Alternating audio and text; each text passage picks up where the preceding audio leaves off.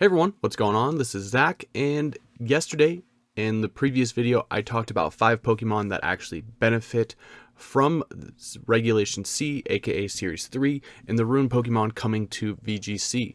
Today I'm going to talk about some of the mons that do not benefit, are ones that lose out because of it.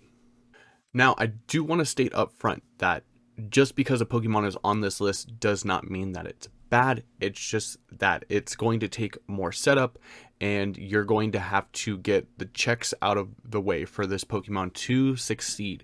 So if you guys enjoy this content, do not forget to like and subscribe, and let me know in the comments down below which Pokemon do you think loses out the most with the Ruin Pokemon coming to VGC. So the first one is obvious. It's really easy. It's Armorogan and Indeedee. These are our first two. Trick Room psychic types in general are going to lose out here because of 4 new strong dark types coming in. So Armorog has problems with Wo-Chen.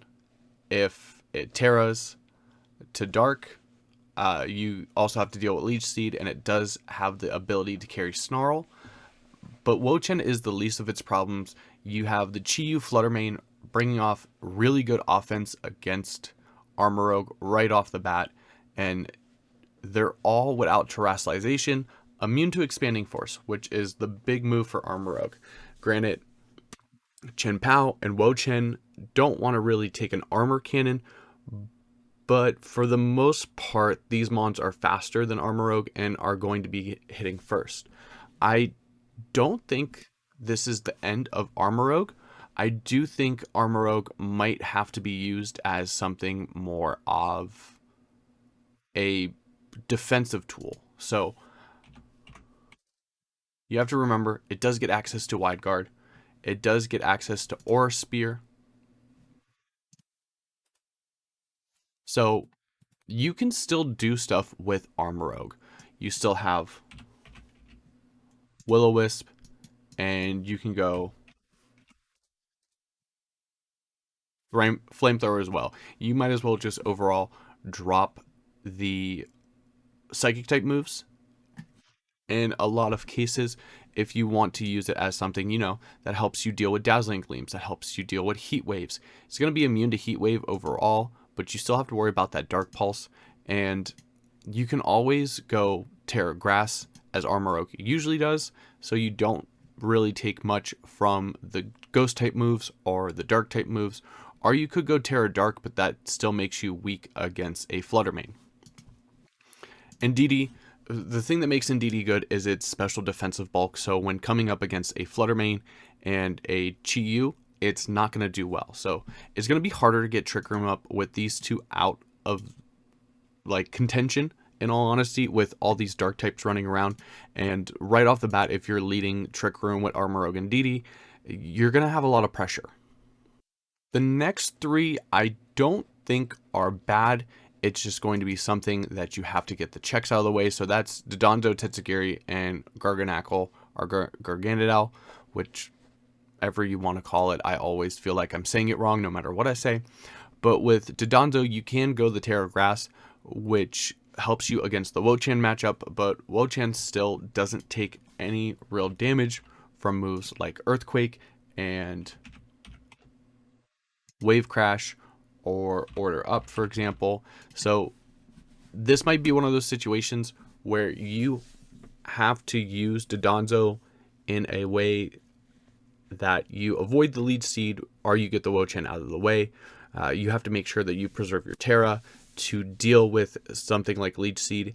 And the thing that stinks about this is that with a lot of Wo-Chen teams, they usually stack it with Glimmora. Glimmora is going to be really good. In Regulation C, we saw it do really well at the end of Series 2, actually all throughout Series 2 in all honesty.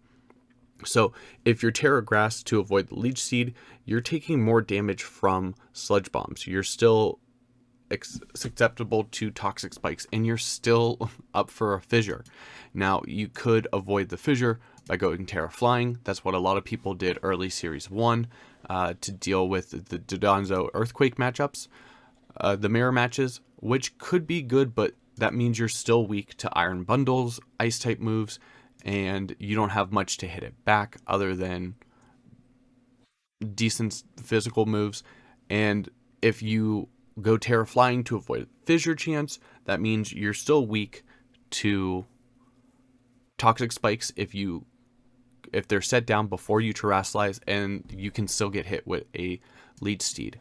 Now you could do Terra Blast, Terra Flying to deal with Wo-Chien, but it's going to be hard. You're going to have to take more time to get more checks out of the way to make Dodongo Tetsugiri successful. Garganacl, I think, can still do well, but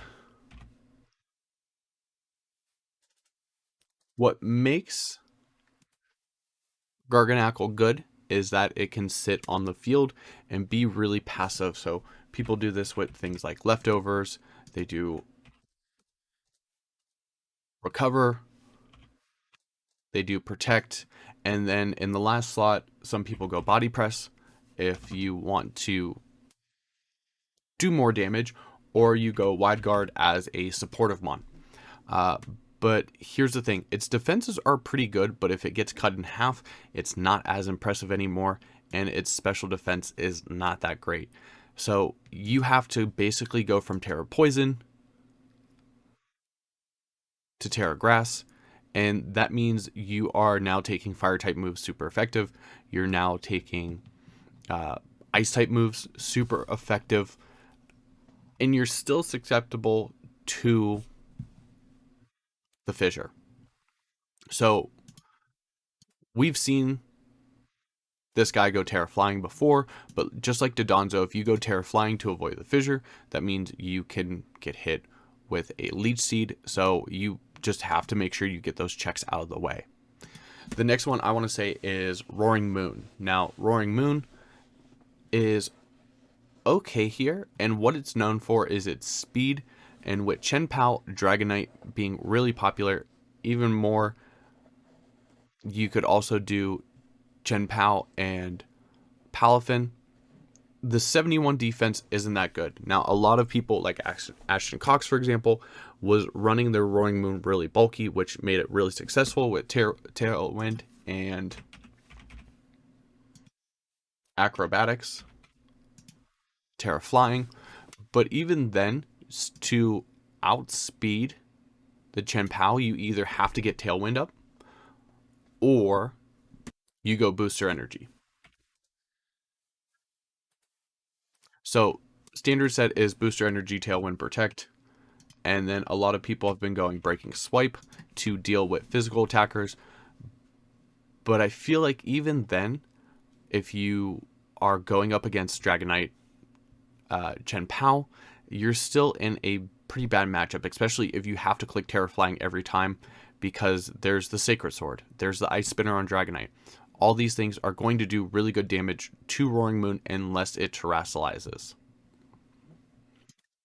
Next up, I think Fire types and Ghost types and Psychic types all just lose out because they, one, have to deal with the Dark type moves, which are never too good, and two, a lot of these mons are known to be bulky. So one thing with Ceruledge, it usually goes Terra Grass to get rid of the water type weakness. It could also, we've seen it go Terra Steel for a more defensive, and it's Bulk Up, Bitter Blade. I want to say most people go Shadow Sneak for priority, and then usually something like a Protect, which is pretty good. But as you can see, it has a base 80 defense, so that cut in half from Chien-Pao is not that great. So either way, if you're going up against a Chien-Pao, if it predicts the Terra Grass and goes for an Ice type move, or it just goes for a Throat Chop or something along those lines, Ceruledge will take a lot of damage. And with the bulk up set, you want to get the setup, so that's gonna hurt it. I think Ceruledge and Armorogue both lose out because of their typing, which is a shame because the Fire type is still really good. But Arcanine here, for example, Arcanine is known to be bulky. Most people will do around 240 HP, and they'll bulk out the defenses, add a little speed to it. Now on the plus side, you do naturally outspeed Dragonites. So if the Dragonite wants to try to go for an Earthquake, for example, then Arcanine can get the Will-O-Wisp off. But with extreme speed, it's always +2. So unless you're clicking extreme speed as well, Dragonite is going to be hitting first. Chien-Pao is going to be hitting first unless there's something like Tailwind up. So Arcanine takes a lot of damage quickly. It's got good bulk, but when you cut that in half with something like a Chi-Yu or something like a Chien-Pao, it doesn't do as well as it used to. So I think Arcanine is going to lose out here, and which is why in my previous video, if you haven't watched it already, make sure you go check that out. I talked about how the Paldean Tauruses might make a comeback because that fighting type will do a little better against extreme speed, because the fighting type will make it resisted. Last up is Farigiraf, and Farigiraf kind of represents a lot of the Psychic type Pokemon. Once again, just like with the Armarouge situation, having 4 new strong Dark type Pokemon come to the format is not good for Farigiraf. Farigiraf wants to set up Trick Room, and so unless you Terra Fairy or something, these Pokemon put a lot of pressure on Farigiraf right off the bat. Which stinks because Armortail is a really good ability for dealing with things like the Extreme Speed Arcanine, Sucker Punch, all that good stuff. Which is why previously when we first started looking at Regulation C, I think Serena could be really good because it is a Pokemon that stops priority but doesn't have that Psychic typing. All the other Pokemon that can stop priority, things like Farigiraf, Indeedee with Psychic Terrain, and Bruxish, they're all Psychic types. So 4 new Dark type Pokemon are going to really bother it. Not to mention Ting-Lu and Wo-Chien don't really mind operating within Trick Room. They're slow Pokemon to begin with. They're more of bulky mons, so you can always just set them on the field, and they're going to handle a Trick Room mode decently well.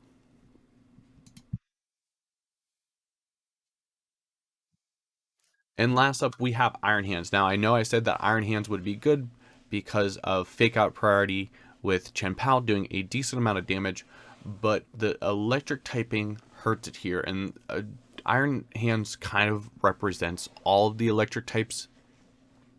You got Ting-Lu. Ting-Lu is going to be clicking Stomping Tantrum. Ting-Lu is going to be clicking Fissure.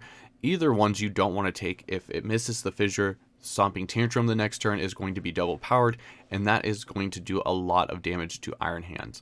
Once again, a lot of these weaknesses can be combated with a good Terra type and a well-placed Terra type, but you don't want to say, hey, this Pokemon doesn't do well unless it Terras, because that limits your options when trying to deal with a team. But those are the 10 mons that I think are not benefiting and actually losing out a little with the Ruin Pokemon coming with their abilities and their typing. Basically Psychic typing, bulky Pokemon, and then Pokemon that want to set up like Dodonto and Garganacl. These Pokemon don't want to take the defense drops, whether it's defense or special defense, so it makes it a little harder for these Pokemon to be successful. Does that mean that they're not going to be usable? No, I still think that these Pokemon can be pretty good. I've definitely tried Dodonto Tetsugiri. I haven't tried it in a while, but I do think it can still be successful if you get a lot of the problems out of the way. I think the only ones that really lose here is Farigiraf and Armarouge and Indeedee. Those are, their viability is kind of gonna be pretty shot.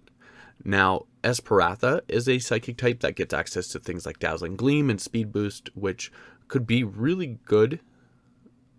So I'm kind of iffy. That might be the one Psychic type I could see still getting some usage, especially if you're doing something like Calm Mind, Stored Power, Protect, Speed Boost with like Dazzling Gleam or something like that. But we'll have to see how the meta goes. And that's going to be all. Don't forget to let me know what you think loses out the most in the comments down below. And if you made it this far in the video, I want to say thanks for watching. Don't forget to like and subscribe. And if you haven't checked out the 10 Pokemon I think benefit, that will be on the channel. So make sure you check that out. But that's going to be all. Either way, I hope you have a great day. Till next time, I'm Zach, and we'll see everyone later.